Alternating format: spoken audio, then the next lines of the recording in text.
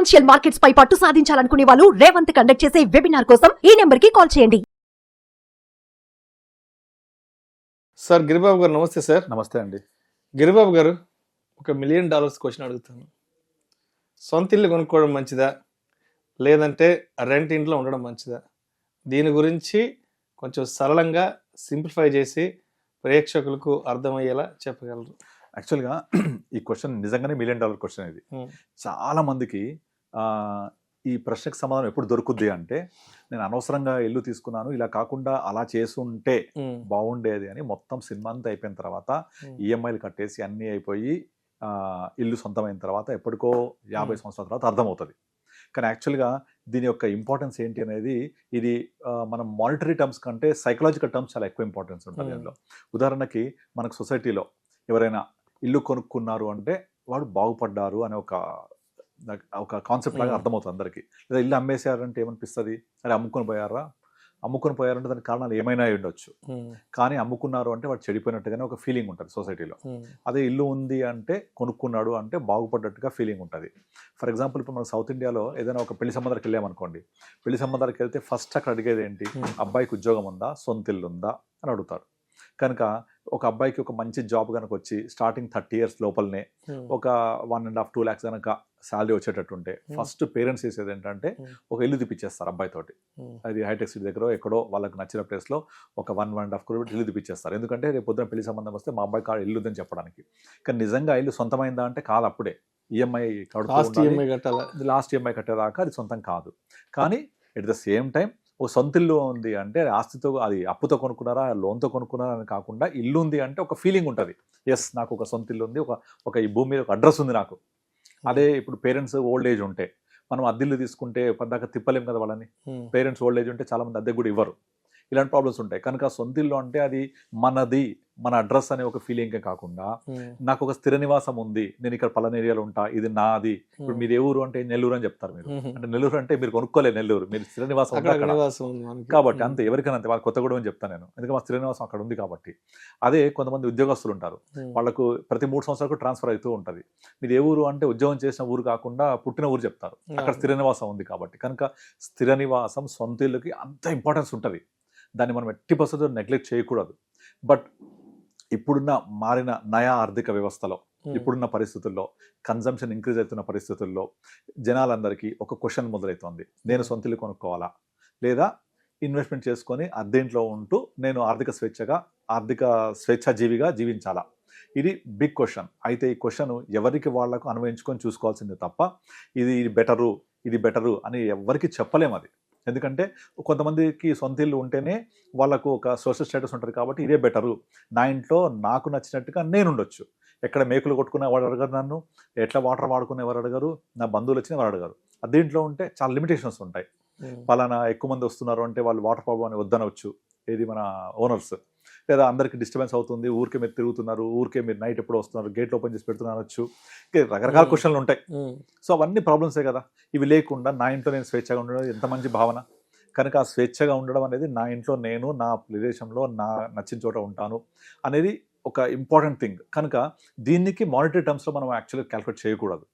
Monetary terms is different. కానీ నిజంగా మీరు అడిగిన ప్రశ్నకి సుత్తి లేకుండా సూటిగా సమాధానం చెప్పమంటే, సో మీకు నార్మల్గా మీ ఆన్సర్స్ నుంచి ఏదైనా ఇల్లు ఉంది అనుకోండి, ఒకవేళ అది ఉంచుకోండి ఆ ఇల్లు. అది అలా కాకుండా మీరే కనుక ఒక ఇల్లు కొనుక్కొని నేను ఇలా స్థిర నివాసం ఏర్పరచుకోవాలి అంటే మీ యొక్క ఐడియాలజీ ఏంటి, మీ థాట్ ప్రాసెస్ ఏంటి, ఈ ఇంటి యొక్క ఇంపార్టెన్స్ ఏంటి, మీరు ఇక్కడ ఉంటారా ఎప్పటికీ, మీకు ట్రాన్స్ఫర్ అవుద్దా, ఇవన్నీ మనం లెక్కేసుకోవాలి. అయితే లెక్కేసుకొని మనం డెసిషన్ తీసుకోవాలి. అవన్నీ కాదు, నాకు ఓన్లీ ఫైనాన్షియల్ క్యాలిక్యులేషన్స్ పరంగా చెప్పండి అంటే డెఫినెట్లీ సొంత ఇల్లు కంటే అద్దె ఇంట్లో ఉండి ఆ కట్టే ఈఎంఐని ఇన్వెస్ట్ చేసుకుంటూ వచ్చే రిటర్న్స్ చాలా చాలా చాలా ఎక్కువ ఉంటాయి. ఎగ్జాంపుల్, ఇప్పుడు మీరు హైదరాబాద్లో 1 crore లేకుండా ఏ ఇల్లు లేదు. 1 crore మీరు డౌన్ పేమెంట్ మినిమం ఒక 20% పే చేయాలా, 20 lakhs ఉంటుంది. ఒక 1 crore పెట్టి ఇల్లు కొనుక్కుంటే దానికి రిజిస్ట్రేషన్, ఇంటీరియర్స్ అన్ని చూసుకుంటే మన చేతికి వచ్చేప్పటికి ఒక గృహప్రవేశం అయిపోయిన తర్వాత 1,15-1,20 లక్షలు అవుతుంది. అందులో 20 లక్షలు మనం సొంతగా పెట్టుకుంటే ₹1,00,000 లోన్ ఉంటుంది. ₹1,00,000 లోన్కి మీరు 20 years టెన్యూర్ పెట్టుకుంటే హీన పక్షంలో ఒక 80-90 వేల నుంచి ₹1,00,000 ఉంటుంది. ఆ ₹1,00,000 బదులు మనము ఒక 20-25 వేలు కిరాయి సరిపడేలాగా 20,000-30,000 అంటే 30%, రిమైనింగ్ 70% మీరు ఎస్ఐపి చేయండి. సేమ్ 20 ఇయర్స్ చేయండి. మీరు 20 ఇయర్స్ తర్వాత మీరు మంత్కి 70,000 పే చేస్తే సంవత్సరానికి ఎంత పే చేస్తారు? ఆల్మోస్ట్ 8.4 లాక్ పే చేస్తారు. ఆ 20 ఇయర్స్ కలిపి ఆల్మోస్ట్ 1.7 crores దగ్గర పే చేస్తారు. 1 crore 68 lakhs. ఈ 1 crore 68 lakhs 20 ఇయర్స్ తర్వాత తక్కువ హీనపక్షంలో ఒక 7-8 కోట్లు అవుతుంది. నేను చాలా తక్కువ 10-12% చెప్తున్నాను. మనమే 1.68 crore పే చేస్తున్నాము. ఒక 5 times వేసుకోండి, 8 crores అయిపోయిందా? ఇంకా తక్కువ వేసుకున్న 7-8 crores మినిమం అవుతుంది కదా. కానీ మనం కోటి రూపాయలు పెట్టి కొన్న ఇల్లు సేమ్ 20 ఇయర్స్ తర్వాత 2 కోట్లు కూడా కాదు కదా. కాకపోతే మనకు అద్దెకు వచ్చినాము, అద్దెకున్నాము, అద్దె ఇంట్లో ఉంటున్న మనకు ఫీలింగ్ పక్కన పెడితే మీరు ఆ 30,000 రూపాయలు మీకున్న ₹1,00,000 ఈఎంఐ బడ్జెట్లో 20 ఇయర్స్లో 30,000 రెంట్ కట్టేసి 70,000 ఎస్ఐపి చేస్తే మీకు 20 ఇయర్స్ తర్వాత అదే డిసిప్లిన్గా ఎలాగైతే ఈఎంఐ కడతామో అలా కంటిన్యూ చేస్తే హీనపక్షంలో ఒక 7-8 కోట్లు ఉంటుంది. అది ఆ 7-8 కోట్లు ఉంటే నిజంగా మీకు ఇల్లు కావాలనుకుంటే ఆ టైంలో ఏ ₹1,00,00,000 ఇల్లు ఒక 3 కోట్లైనా ఒక 3 కోట్ల పెట్టి ఇల్లు కొనుక్కొని ఒక 5 కోట్లతోటి హ్యాపీగా SWP పెట్టుకొని నెలకు ఒక 3 లక్షలు 2 లక్షలు లైఫ్ లాంగ్ బతకొచ్చు. అలా కాకుండా మీరు 20 ఇయర్స్ పాటు మీరు ₹1,00,000 ఈఎంఐ కడుతూ పోతే మీకు 20 ఇయర్స్ తర్వాత ఇల్లు మాత్రమే సొంతం అవుతుంది. ఈ అసెట్ బిల్డప్ కాదు. ఇప్పుడు ఏమైంది, ఒక 8 crores వచ్చింది కదా, ఓ 3 crores అయినా పర్వాలేదు తీసేసి ఒక ఇల్లు తీసేసుకొని రిమైనింగ్ 5 crores-ని మ్యూచువల్ ఫండ్స్లో అలాగే కంటిన్యూ చేస్తూ సిస్టమాటిక్ విత్డ్రాల్ ప్లాన్లు తీసుకుంటూ వెళ్తే హీనపక్షంలో 7% వేసుకున్నా మీకు 2.75-3 lakhs వచ్చేస్తుంది. బట్ రిటైర్మెంట్ ప్లానింగ్ అవుతుంది. మీకు 20 ఇయర్స్ తర్వాత సొంత ఇల్లు కూడా వస్తుంది. కాదు నాకు అప్పుడు వస్తే కాదు, ఈ ముందు నుంచే కావాలి అంటే మాత్రం ఇది రాదు. రిటైర్మెంట్ ప్లానింగ్ జరగదు. కనుక మీకు నిజంగా మానిటరీ టర్మ్స్లో క్యాలిక్యులేట్ చేయండి. This is the best one. మీకు అదే ₹1,00,000 బడ్జెట్ మారట్లేదు, ఈఎంఐ కట్టే బదులు స్ప్లిట్ చేసి కట్టమని చెప్తాను నేను. అలా స్ప్లిట్ చేసి కట్టడం వల్ల ఏమవుతుంది, 30,000 రెంట్, పోనీ రెంట్ అంతే ఉండదు కదా, పెరుగుద్ది కదా, పెరగచ్చు. కావాలంటే మీకు ఇన్కమ్ పెరుగుతుంది, కొంచెం 30-40 వరకు వెళ్ళండి. ఎస్ఐపిని 70-60 చేయండి. అలా తీసుకున్నా కూడా మీకు 6 నుంచి 7 కోట్లు ఎక్కడికి పోదు. ఇవన్నీ 12% క్యాలిక్యులేషన్ చెప్తున్నాను.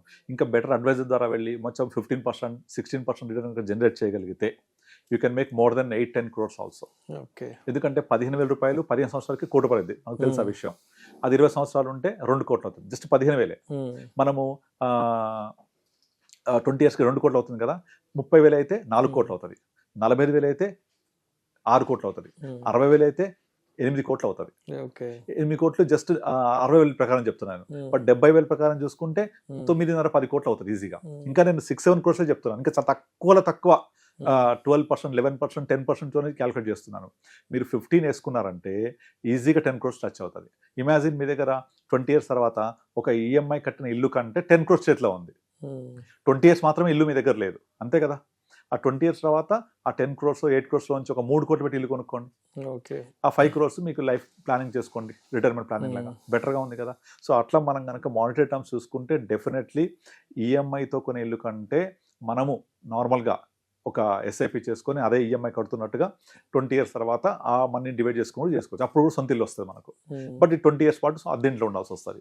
పర్వాలేదు, మనం ఎక్కడ సెటిల్ అయితే అర్థమైందిగా మనకు 50 ఇయర్స్ తర్వాత అర్థమైనప్పుడు అక్కడే నచ్చిన చోట కొనుక్కోవచ్చు. అండ్ ఇంకొకటి, చాలా మందికి నేను ఆల్రెడీ కొనేసాను ఇప్పుడు ఎట్లా అని ఫీలింగ్ ఉంటుంది. వాళ్ళు ఏం చేయొచ్చు అంటే వాళ్ళ దగ్గర 20 ఇయర్స్ పాటు కట్టాలి ఈఎంఐ అనేది ఫీలింగ్ ఎంత ఇబ్బంది పెడతారంటే, 20 ఇయర్సా నేను కట్టాలా ఇది. అప్పుడు ఏం చేస్తారు వాళ్ళు, 20 ఇయర్స్ కట్టకుండా నెక్స్ట్ 8-10 ఇయర్స్లో క్లియర్ చేయాలని ఇక 10 ఇయర్స్ పాటు వేరే ఎటువంటి ఖర్చులు ఉండదు. భార్యతోటి ఎటైనా పోవడము, వెకేషన్స్ అలాంటిది ఏం లేకుండా కేవలం ఈఎంఐ క్లియర్ చేయాలి కాబట్టి ఉన్న ఏ కొద్ది డబ్బులున్నా దానికి లోన్ కడుతూ పోతారు, తొందరగా క్లియర్ అవుతుందనే ఉద్దేశంతో. సో 10 ఏళ్ళది 9 సంవత్సరాలు క్లియర్ అయిపోతుంది, 9-10. అలా కాకుండా ఆ ఎక్స్ట్రా అమౌంట్ని ఇన్వెస్ట్ చేయండి. లేదా ఈఎంఐని పెంచకుండా, చాలా మంది పెంచుతూ ఉంటారు, అలా పెంచకుండా ఆ సేమ్ ఈఎంఐ కంటిన్యూ చేస్తూ మీకు అఫోర్డబిలిటీ పెరిగితే ఎస్ఐపి చేయండి. చేస్తే మీకు సేమ్ 20 ఇయర్స్లో మీ ఫ్లాట్కి కడితే అయిపోయే డబ్బుల కంటే కట్టకుండా ఇన్వెస్ట్ చేసే డబ్బులు చాలా రెట్లు పెరుగుతాయి. సో ఇల్లు సొంతం అయింది కదా, ఈఎంఐ కట్టేసాం కదా, రిమైనింగ్ మీకు ఫైనాన్షియల్ ప్లానింగ్లో ఒక రిటైర్మెంట్ ప్లానింగ్ కూడా అయిపోతుంది. ఆఫ్టర్ 20 ఇయర్స్ డబ్బులు మిగులుతాయి. అదే ఈఎంఐకి ఎక్స్ట్రా కట్టి లోన్ ఎక్స్ట్రా కడితే 10 ఇయర్స్ తర్వాత 0 ఈఎంఐ అవుతుంది. అప్పటి నుంచి మీకు టైం తగ్గిపోదా కాంపౌండింగ్ అవ్వడానికి? ముందు నుంచి పోతే 18 ఇయర్స్ 15 ఇయర్స్ 20 ఇయర్స్ పీరియడ్లో కాంపౌండింగ్ చాలా ఎక్కువ అవుతుంది. బికాస్ కాంపౌండింగ్ అనేది లాంగర్ ద టెన్యూర్లో సూపర్ డూపర్ రిటర్న్స్ ఇస్తుంది. సో ఇల్లు తీసుకున్న వాళ్ళు కూడా ఎక్స్ట్రా కట్టకుండా ఇలా చేయొచ్చు, తీసుకోకపోతే ముందు నుంచి ప్లాన్ చేసుకోవచ్చు. సో ఇప్పుడు మీ క్వశ్చన్కి, $1 million క్వశ్చన్కి ఆన్సర్ దొరికిందా? మానిటరీ టర్మ్స్ మాత్రమే ఇవన్నీ. Psychological terms are completely different. సైకలాజికల్గా తీసుకుంటే ఇల్లు లేకపోతే, సొంత ఇల్లు లేకపోతే సొసైటీలో ఒక చిన్న చూపు చూస్తాం, దానికి మనం ఆన్సర్ లేదు మన దగ్గర. సో అది ఉంచుకోవాలి అనుకుంటే మీరు ప్లానింగ్ చేసుకుంటూ వెళ్ళాలి. రైట్. సో మనము దాంతోపాటుగా ఇలా ప్లాన్ చేసుకుంటే, ఈ ఎస్ఐపి చేసుకుంటూ 2 ప్లాన్ చేసుకోవచ్చు. ఆల్రెడీ తీసుకున్న వాళ్ళేమో ఈఎంఐ ఎక్స్ట్రా కట్టొద్దు, లోన్ ఎక్స్ట్రా క్లియర్ చేయొద్దు, ఇన్వెస్ట్ దట్. అప్పుడు లాంగ్ టర్మ్లో సూపర్ వెల్త్ క్రియేట్ అవుతుంది. Right. Thank you sir. Thank you అండి.